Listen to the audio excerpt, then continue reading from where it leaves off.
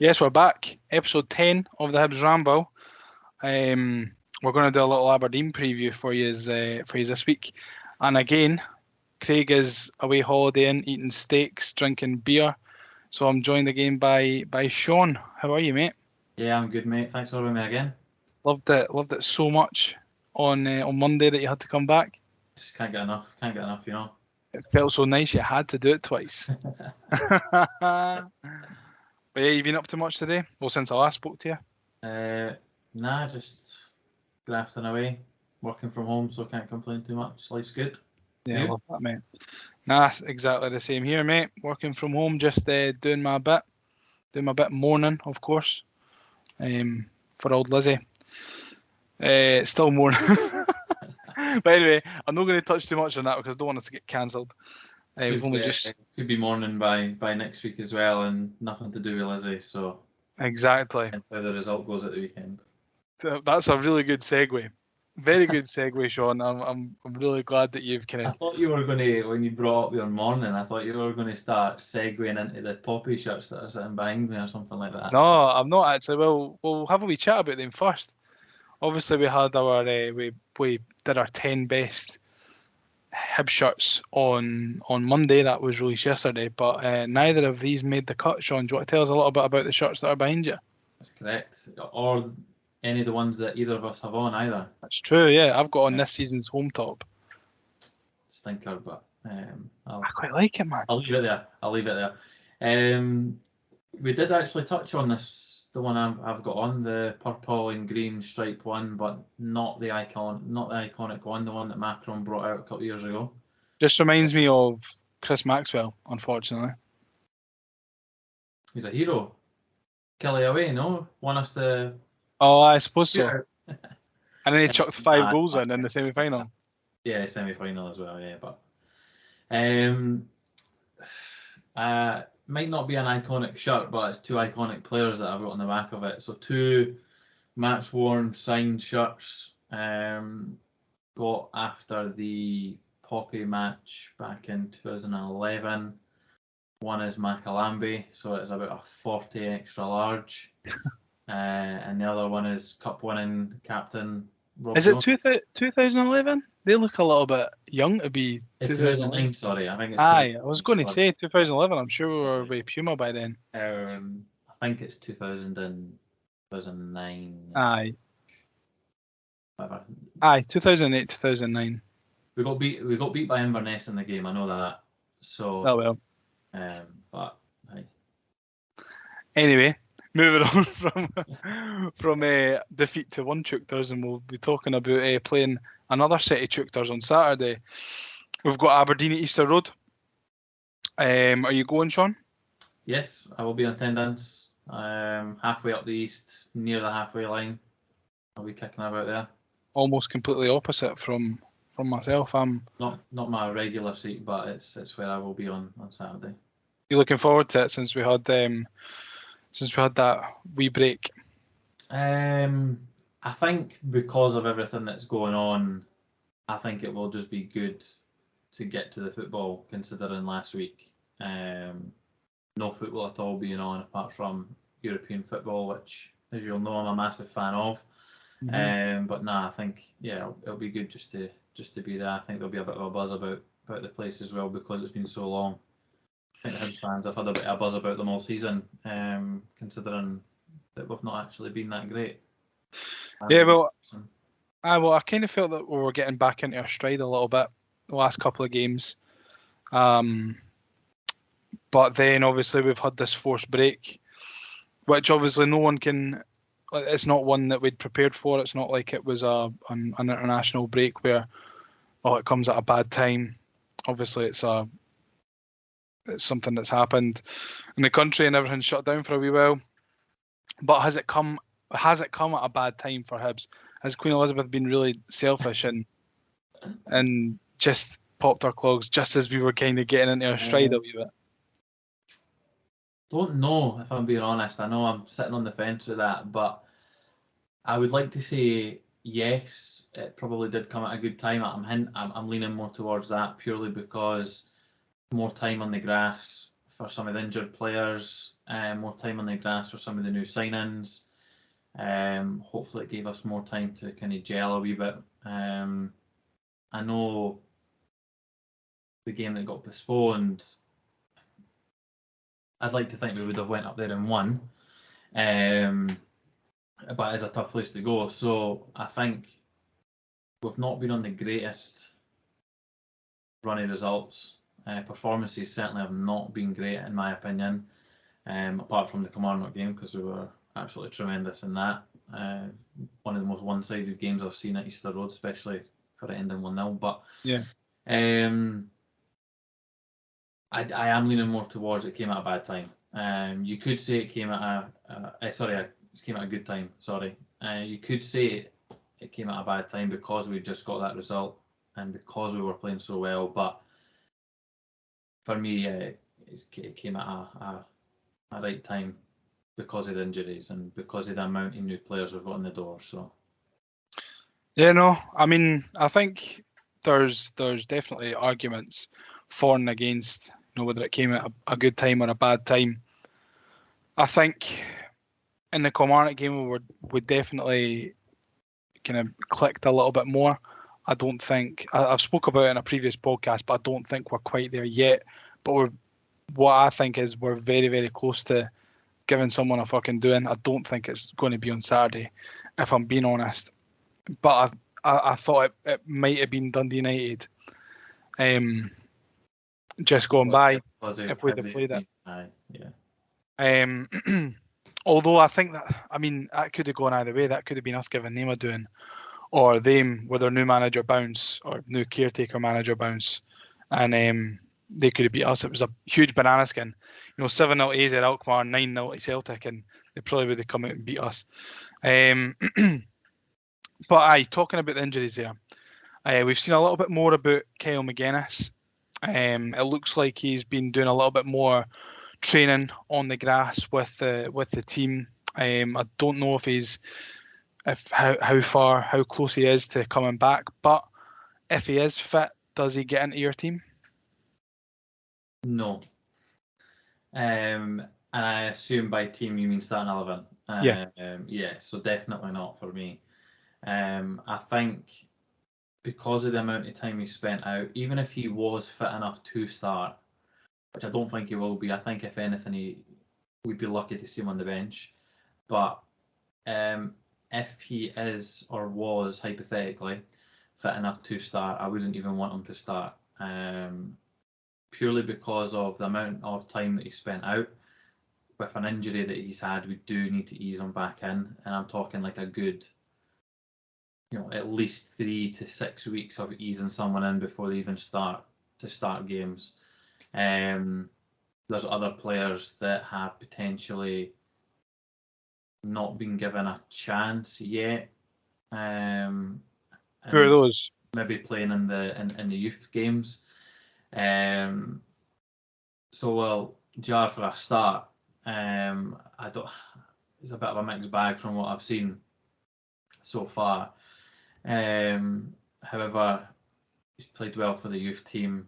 I think it would be unfair. He's just one of. I'm not saying he deserves to start because I don't know enough about that yet. Because I don't think we've seen enough, and when we have seen him, I don't think he's been that great. So it's too early to judge. But I think if we were to bring him straight into the 11, Kyle Magennis, I think it would be unfair, and I think it would maybe unbalance the dynamic of the group if he's just getting thrown straight in. It's a bit different with somebody like Martin Boyle because it's Martin Boyle. You know what he brings. Exactly. And especially the fact that, Lee Johnson's never managed Kyle Magennis before. I know that he'll probably be aware of him and how good he is and how good he was for Hibs at the start of last season. He was probably one of our best players, him and Boiler, at the start of last season. But again, I don't think anyone gets the God-given right to walk right into the starting 11. Like you say, I think I like Jer, but yeah, it's going to take a wee bit of time for him to really adapt. He's a really young laddie. It's a big jump in quality difference. Is he 19 or is he 20? 21? I must be about 19. He's a really young laddie, and he's never played. He's never played in in the first team. He's always been in the Benfica B or the youth sides or whatever. But I think, and me and Craig have spoke about this previous. Folk writing him off, I think, is daft. He's been brought to Hibs for a reason. Everyone was buzzing when they saw his highlights video. So I mean, that's one thing I don't get excited by anymore after watching Chris Muller's highlight reel. Listen, So. I'm going to stop you there, Shaun. There's absolutely no Chris Muller slander on this podcast. He's the GOAT. And he's a very nice man as well. I don't doubt that. But yeah, for that reason alone, I don't get excited at any highlight reels ever. So that's all right, because that was MLS, so it's a diddy league. I think me and you could go over and play for Chicago Fire and Orlando. That's for sure. I know, I would back myself. I think I'd be able to give you 5 minutes. 5 minutes, last 5, when the defenders are getting tired. But no, yeah. So you were talking about getting injured players back onto the grass. I'm not too sure how close we are. I know Nisbet is more after the World Cup, but hopefully there's been a couple of more injured boys, and we also saw today that Mikalo Kukarevich. I applaud you for even trying, because I would not have even attempted that. Me and Craig decided how to pronounce his name a couple of weeks ago, but Mikalo Kukarevich, I think it's Mikalo, his first name, is in the door. I'm not too sure if there was some kind of difficulty in getting him here, but he's in the door. I'm not too sure also how much he's played so far this season, if he's fit. But he'll be one of those that will go into the development for a long period of time, and then if he's only on loan. Yeah, I know, but how many strikers have we got? Do you know what I mean? Yeah, but would you expect him to go onto the bench on Saturday? Depending on who's fit and who's not, potentially. With McCurdy being suspended. Yeah. I mean, he is just in the door, so if he was on the bench, I wouldn't be surprised. But on the flip side, if he wasn't, it wouldn't make any difference to me, if I'm honest. I've not seen Hibs put anything out to say that he's in contention to be on the bench or anything like that. I'm assuming that'll maybe get discussed tomorrow or Friday in the press conference. Yeah. But yeah. So yeah, I mean, I think he's kind of a different dimension striker to what we've got at the moment. The strikers that we've got are like in Yuan, Bojang, Nisbet. They're all small. Well, not small, but smaller for a striker. I can't help but laugh when you mentioned Bojang there. Sorry. I know. Oh well. God bless him. God bless Momo Bojang. Just hope he's nowhere near the lineup on Saturday. But like all the strikers that we do have at the moment are those kind of nippier strikers. They're the ones who like to get in behind, can play off the left or the right. We don't. Well, since Deutsch left, we don't really have that kind of big, tall target man in the middle. So hopefully he gives us a different kind of dimension. If the getting in behind striker isn't working, we can chuck him on and get balls into the box. Mm-hmm. What's his name? Chabraya. I forgot his name there for a second. It's been a long 2 weeks since Hibs have played. Forgotten all the names of the players.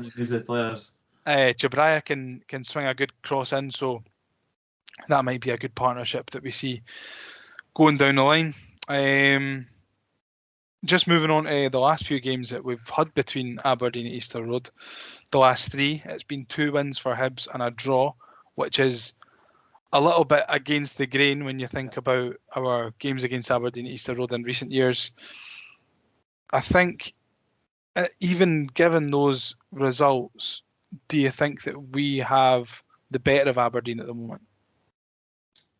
I think both squads and both clubs are going through a stage at the moment where they're both very unpredictable.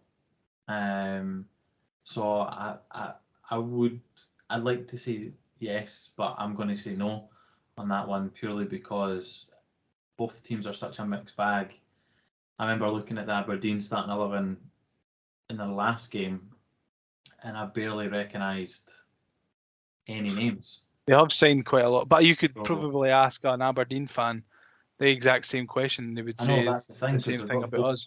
both teams are going through such a change where I couldn't sit there and predict how I think Aberdeen are going to go or how they're going to play, because if you use Ross County, the game against Ross County, they conceded so late on, only scored one, and it was very late on when they scored as well. And then if you look at the other games, they're banging in 4 and 5 goals, so they can be very unpredictable. So yeah, I think it will be it'll be a very tough match, but yeah, I think they're always tough against Aberdeen at Easter Road. I mean, in the McInnes days, you knew how they were going to play, so you knew when Aberdeen came, it was going to be a very, very tough fixture. But obviously in the last 3 games, 2 wins and a draw for Hibs is promising, considering the last 10 years of McInnes ball coming, scoring early and lumping it up the park and playing for a 1-0, which worked for them. I don't doubt Jim Goodwin would do the same thing though. Do you know what I mean? He'll come in and he'll know how fast we want to start. He'll have watched the Kilmarnock game.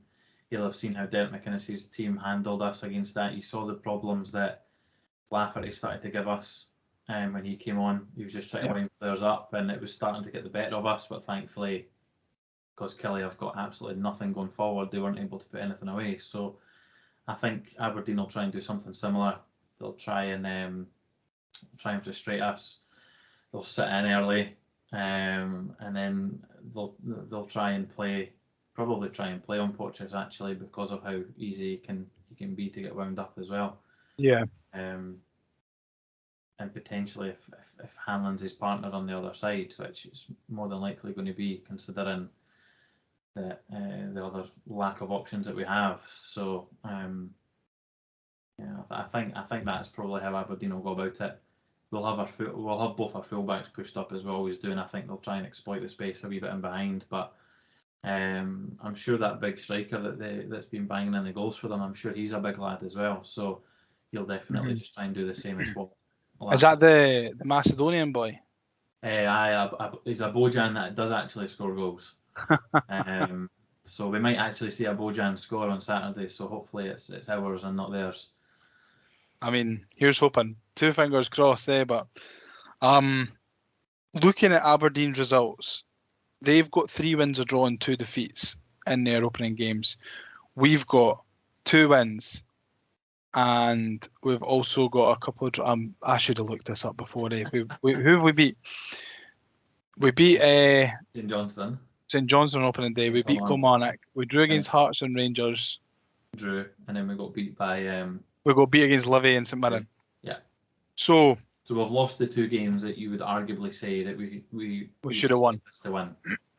Yeah, I think it's going to be a similar season for both Aberdeen and Hibs, trying to fight for those top 4 spots. Do you think, I mean, I know every game is a must win, but do you think that Lee Johnson will be putting an awful lot more pressure on his players to get a result against Aberdeen today than he would have done against Kilmarnock a couple of weeks ago? I was going to say yes until you used the Kilmarnock game, because I feel like the Kilmarnock game we needed to win. Oh, well, if we talk about how he would have had his team talk against Dundee United. Yeah, I think Dundee United can be a hard place to go. They were under a change, so potentially it could have been more difficult. We were away from home, could have been more difficult. I think because you see Aberdeen as let's say a top 4 or a European rival, you would want to be taking points off them, especially at home, and you'd want to be beating them at home. Same goes if we were going away. Aberdeen would want to make sure that they don't lose that game, and they'd be wanting to take points off us. So yes, I do think it'll be drilling into them the importance of not only getting the 3 points, because as he always goes on and on about, he plays to win. He'll always play to win regardless of the opponent. But I think the importance of it, he'll be putting a lot of pressure on that, and he'll be wanting a fast start again to come out the blocks to try and get something, not to hold on to, but something to build on. I think that's what he'll be aiming for. Yeah, I agree. It's I feel like at this stage of the season, it can go either way. If you get beat, you go, oh well, it's still so early. But if you beat Aberdeen or you beat a Hearts or whoever, someone who's going to be rivaling you for the same spots that you're going for, then it can really set a marker and set the tempo for the season. We could easily have got beat against Kilmarnock, and then we would have been in a much different frame of mind going into this game. And but thankfully, we could have easily dropped points, I think, against Kilmarnock. But thankfully, we managed to hold on, which shows something, I guess. Yeah, and I think it's been testament to this Hibs team in all our games so far this season. When you think about, we've had 3 last few minutes goals that have decided the outcomes of games. I don't think that's any coincidence, to be honest. No, I think that'll play on the minds of both teams going into Saturday. If it's close and it's late on, especially if we're drawing, or hopefully we're not, but if we're getting beat, I think because the last game that Aberdeen had, they conceded so late. Although they scored late on, they did concede even later as well. So that'll definitely play on the minds of both sets of players, and potentially something that we can maybe exploit if we are drawing, or hopefully we're not, but getting beat. That'll definitely be something to maybe keep an eye on. Well, here's hoping we're already 4 or 5-0 up, and then we can score in the last minute, and it'll only be as heart racing. I said after the Hearts game, I went, I don't think I ever want Hibs to score a last minute goal again, because after the first 2 weeks, and then obviously we've done it against Rangers. Jesus Christ, following Hibs isn't easy, Shaun. You'll know that as well as I do. But we'll just go right into your predictions. What's your prediction for Saturday? Head says 2-2. So your head says 2-2. My head says 2-2. Obviously, my heart will always say that we're going to win. So my heart's saying 2-0, but my head is saying 2-2. I think I don't listen to my head because it makes far too much sense. So I'm going for 2-0 Hibs. And I would like to see.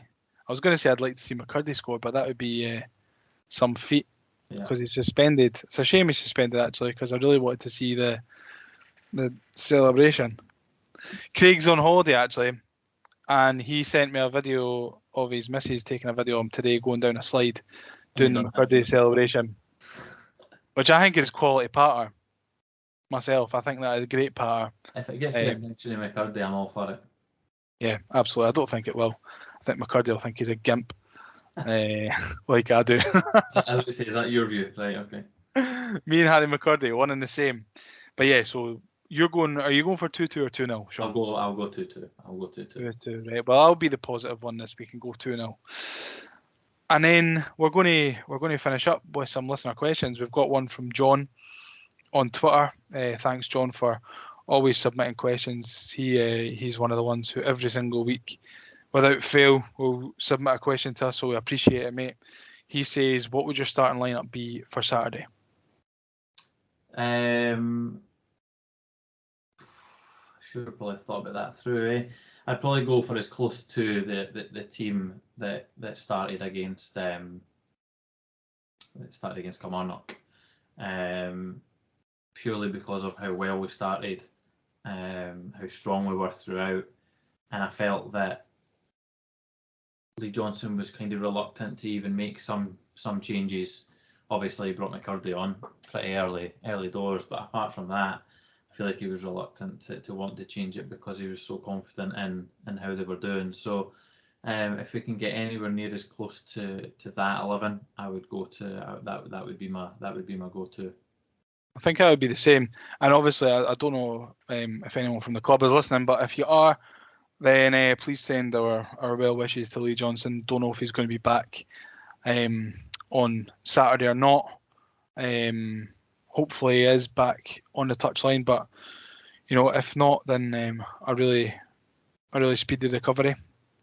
We've actually got some questions from a couple of our pals who don't have any social media outlets who wanted. Yeah, exactly. They wanted their points covered, so I'll run through them now, Shaun. Who's got the better touchline attire, Lee Johnson or Jim Goodwin? When I was a coach myself, I went for the Jim Goodwin, which was the wee trackie and the body warmer, but I would go with Lee Johnson.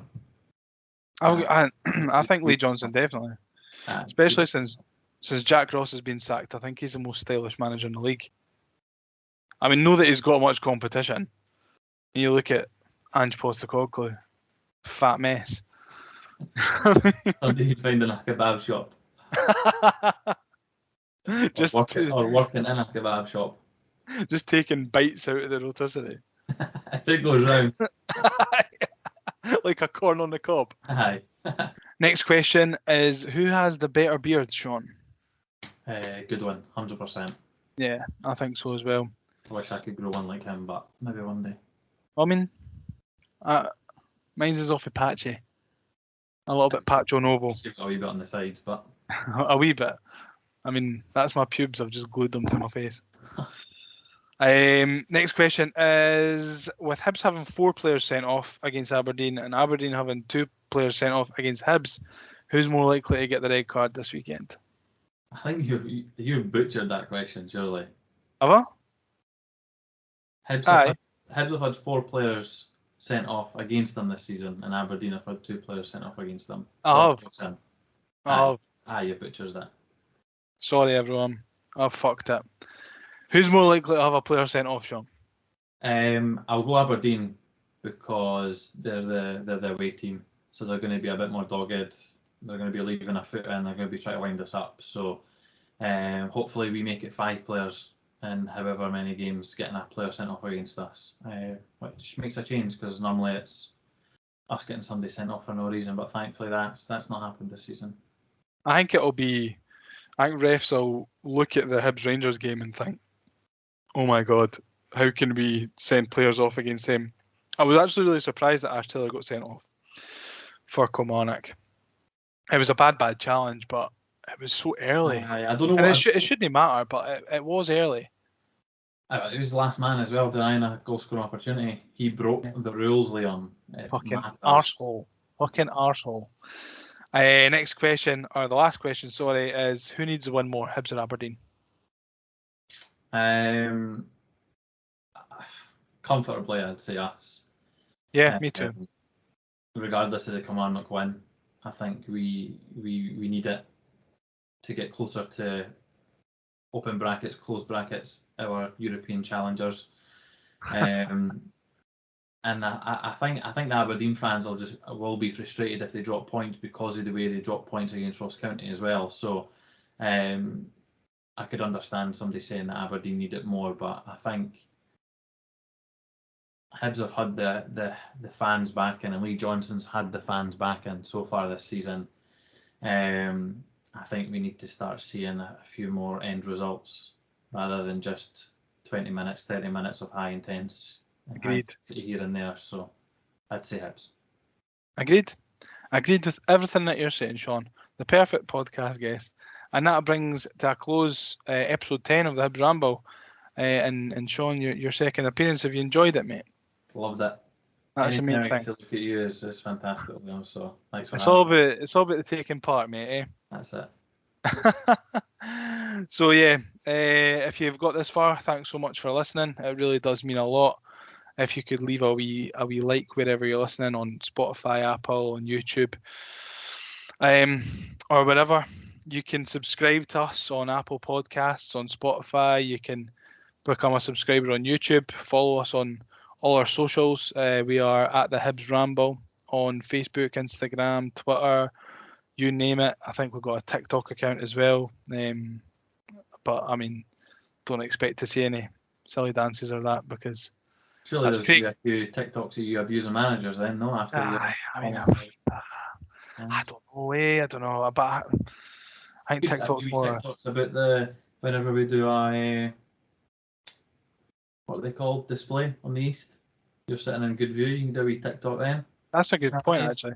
I don't even know really how to work TikTok. I just lurk on TikTok and watch. Do you know like TikTok? You know TikTok, man? I watch what I get sent.